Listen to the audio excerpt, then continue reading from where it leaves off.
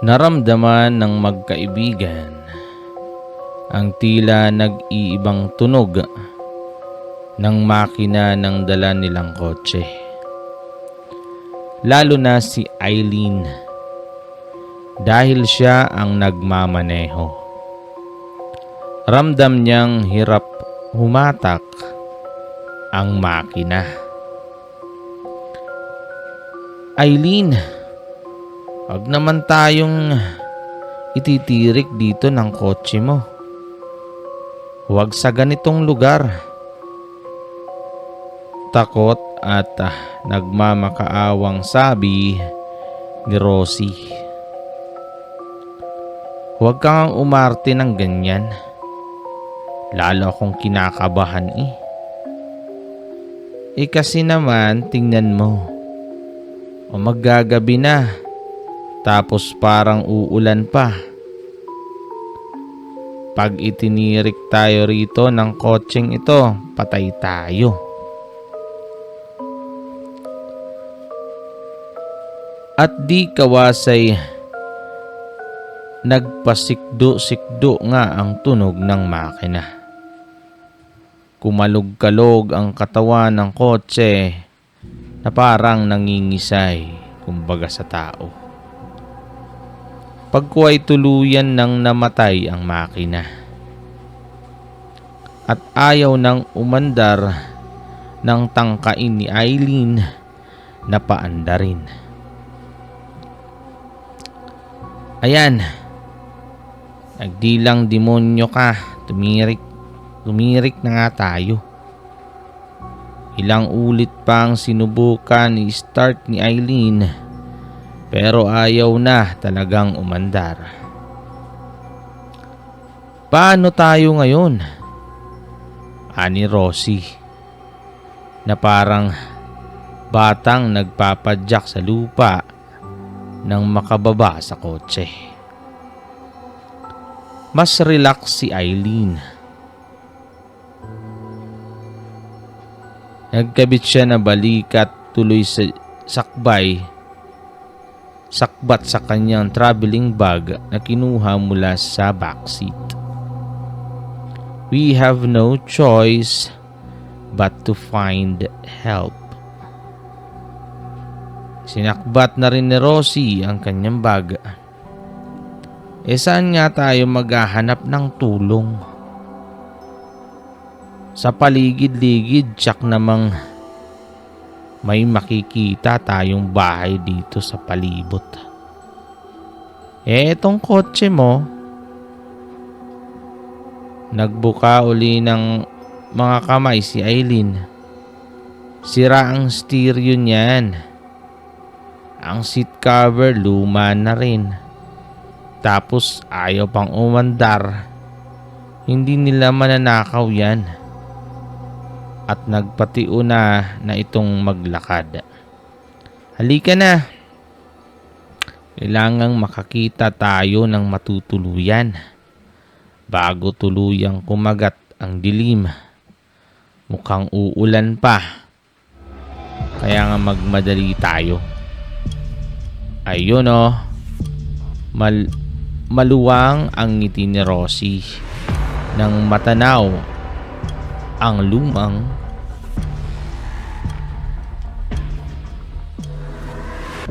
bahay na iyon sa di kalayuan. Maliit na bahay lamang iyon. Parang dampalang. Bagamat ginamitan ng ilang patong ng hollow blocks sa palibot bilang dingding, sa lasalang kawayan ang gawing itaas. Yero ang bubong sa kabahayan. Hugon sa pinakakusina. May isang tuta na tumakbong nakabahag ang buntot. Imbis na kumahol paglapit ng magkaibigan. Tao po, magandang hapon po. Pero walang sumasagot. Ilang ulit pa silang nagpatao po ngunit nananatiling tahimik sa loob ng bahay. Parang walang nakatira. Bagamat ang naroong tuta ay palatandaang may namamahay. Parang walang tao eh. Lumingalinga sa palibot si Eileen. Walang ibang bahay, mukhang ito lang. Hindi yata talaga bahay yan. Farmhouse lang na siguro'y pansamantalang silungan lang ng mga nagtatrabaho rito sa bukid. Humakbang papasok si Eileen. Halika, tumuloy na lang muna tayo. Paano kung dumating ang may-ari? Mga babae naman tayo. Hindi naman siguro tayo mapagbibintangang magnanakaw. Marahan ang mga hakbang. Tumuloy ang magkaibigan.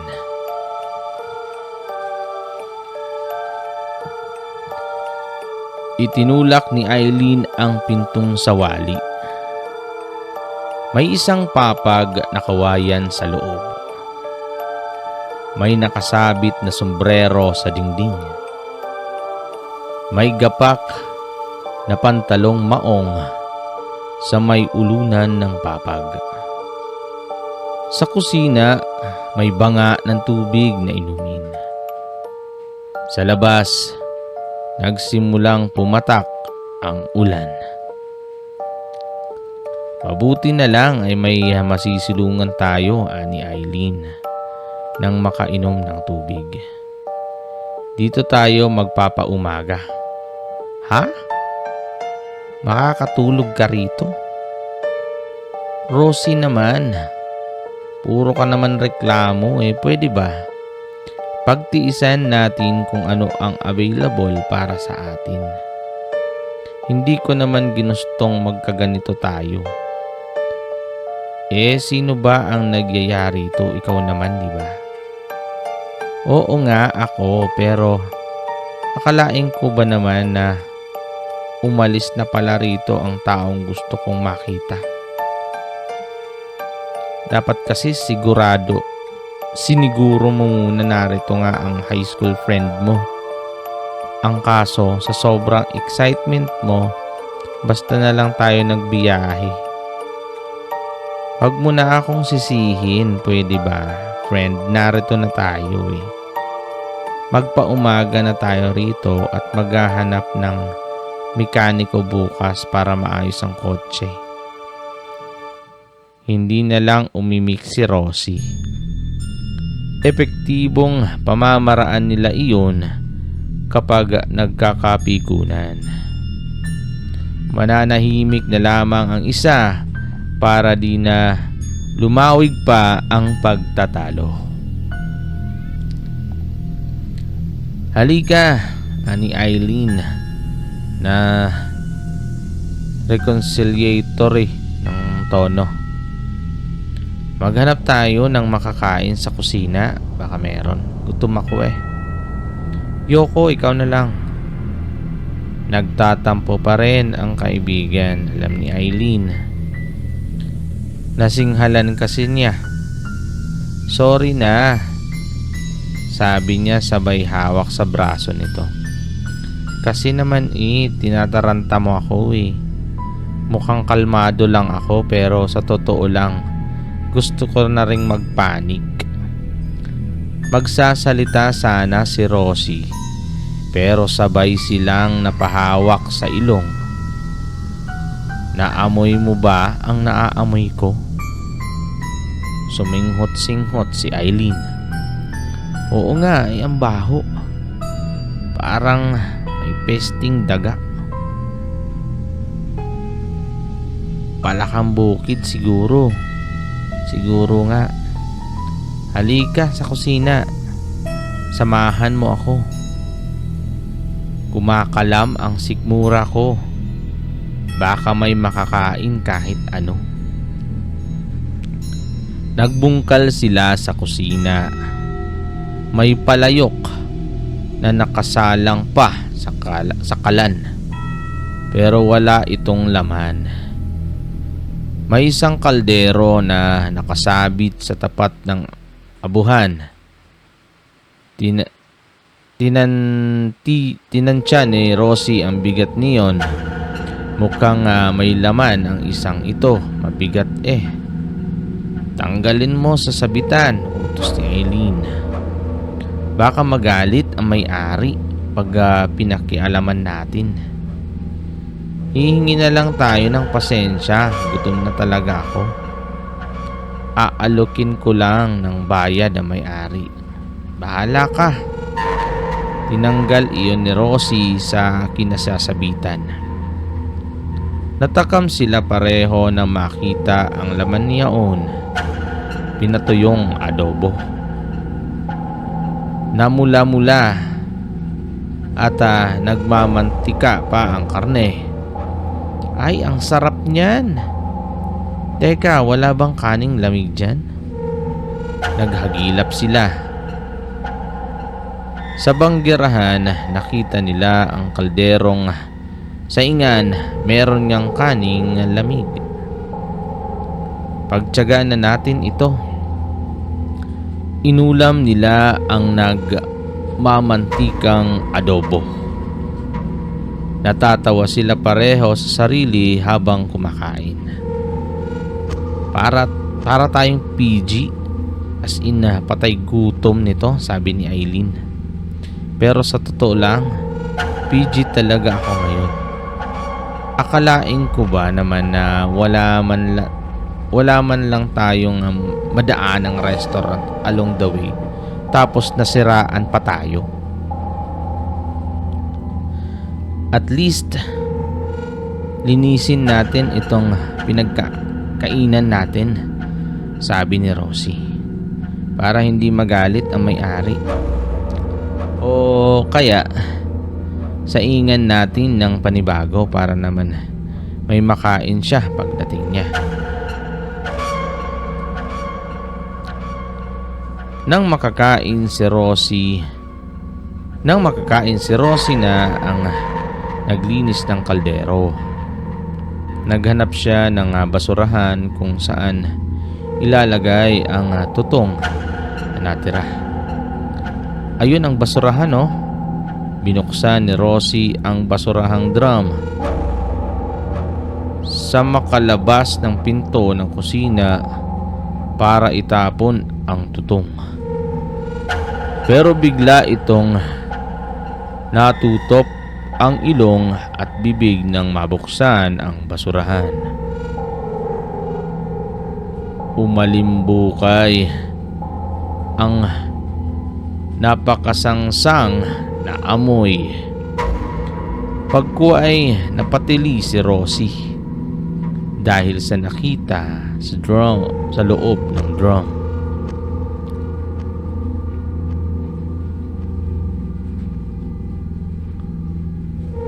Putol na ulo ng tao, kasama ang mga putol na kamay at binti. Napatakbo palapit sa kaibigan si Eileen. Bakit? Sa drum! Nag-hysterical na sabi ni Rosie.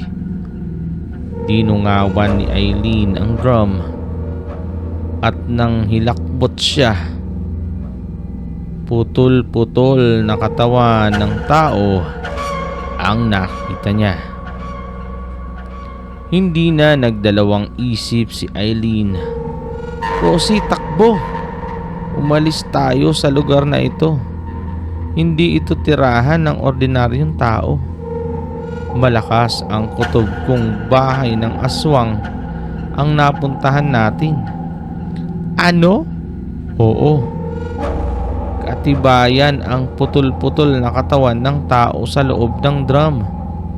At malamang karne ng tao ang nakain natin. Nagduduwal ang magkaibigan. ibig nilang ilabas ang kinain. Halos mamaluktot ang kanilang katawan sa pagsusuka, kasabay ang pagnanais na makalayo sa lugar na iyon. Sa katatakbo sa gitna ng kaparangan,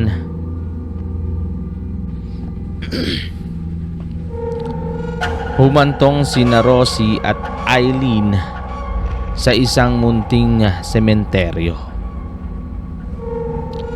Maliit ang mga puntod, mukhang libingan lang ng mga bata. Ay bakit dito tayo napadpad, daing ni Rosie? Pagkuway sa po ang tiyan at pinipilit alisin ang lahat ng laman niyaon. Hindi nagtagal at nagsuka siya. Gayon din ang ginawa ni Eileen. Walang biro, karne nga kaya ng tao ang nakain natin. Iyon ang kutob ko. Ngayon lang ako nakatikim ng karne na ganong kasarap. Sabay muling nagsuka ang magkaibigan. Latag na ang dilim.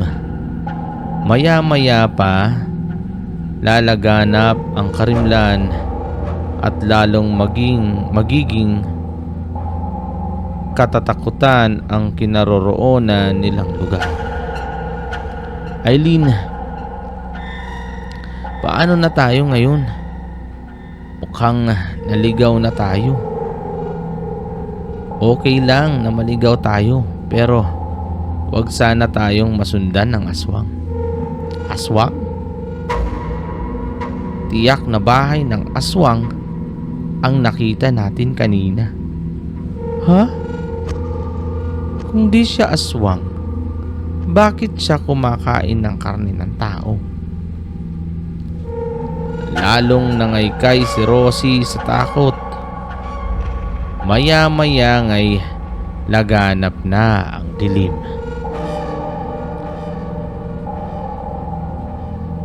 Nginangat-ngat ng lamig ang katawan ng magkaibigan. Paunti-unting naglalakad sila palayo sa sementeryo.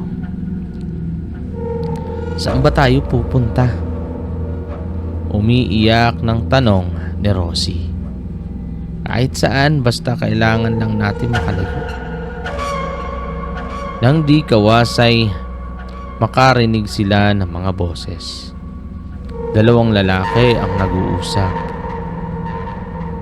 Ikaw naman dito sa pwesto ko, anang isa. Sige, magpahinga ka na. Ako naman ang magbabantay.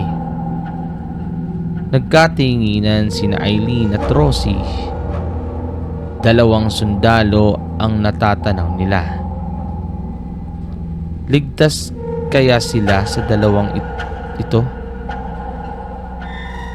Nakarinig ng mga pagaspas ng tila malalaking pakpak ang dalawa. Napalingon sila.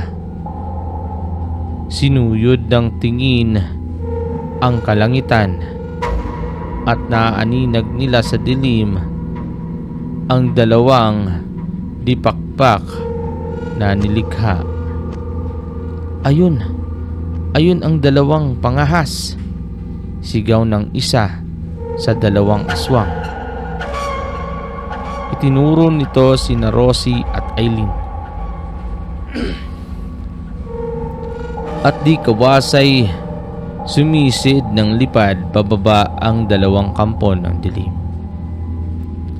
Bago pa makahuma ang magkaibigan, ay nasa harapan na nila ang mga ito.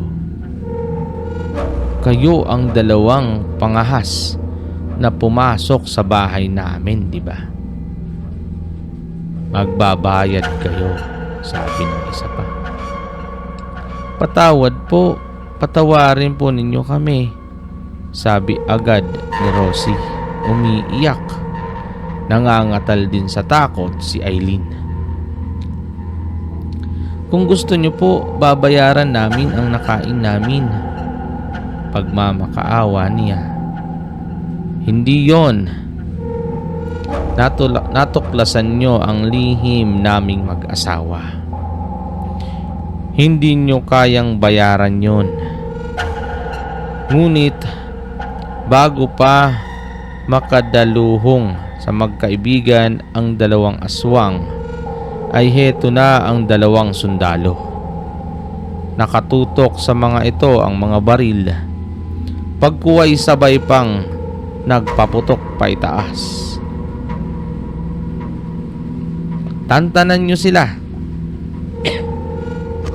Kung hindi, mabibistay kayo sa bala. Babala ng isang sundalo. Nahintakutan ng mga aswang at sabay na lumipad papalayo. Laking pasasalamat ng magkaibigan sa dalawang sundalo. Isinama sila ng mga ito sa maliliit na barracks ng mga ito malapit sa sementeryo. At doon sila nagpalipas ng gabi.